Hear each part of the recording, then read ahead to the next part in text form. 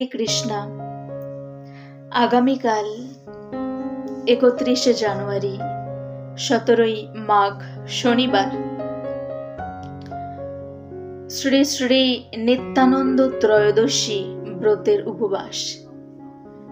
এই নিত্যানন্দ ত্রয়োদশী ব্রতের উপবাস প্রত্যেকের পালন করা উচিত, কারণ শ্রীপাদ নিত্যানন্দ প্রভু হলেন গুরুতত্ত্বের মূল। শ্রীপাদ নিত্যানন্দ প্রভুর কৃপা বাদ দিয়ে আমরা গৌর হরির কৃপা কোনো দিন কোনোভাবেই লাভ করতে পারবো না।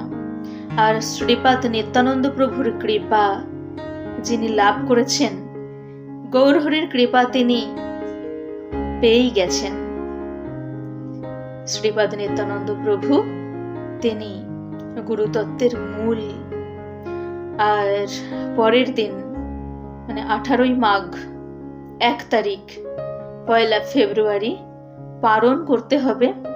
পারণ সকাল 6টা 23 গতে, মানে সকাল 6টা 23 থেকে 10টা 2 এর মধ্যে পারণ করতে হবে।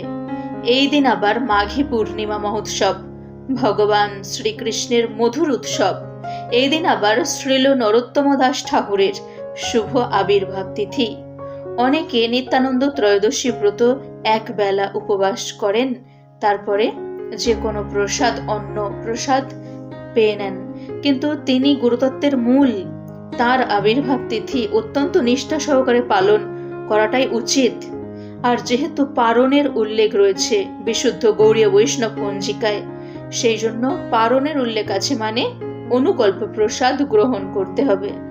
দুপুর পর্যন্ত একদম উপবাস থেকে অনুকল্প প্রসাদ।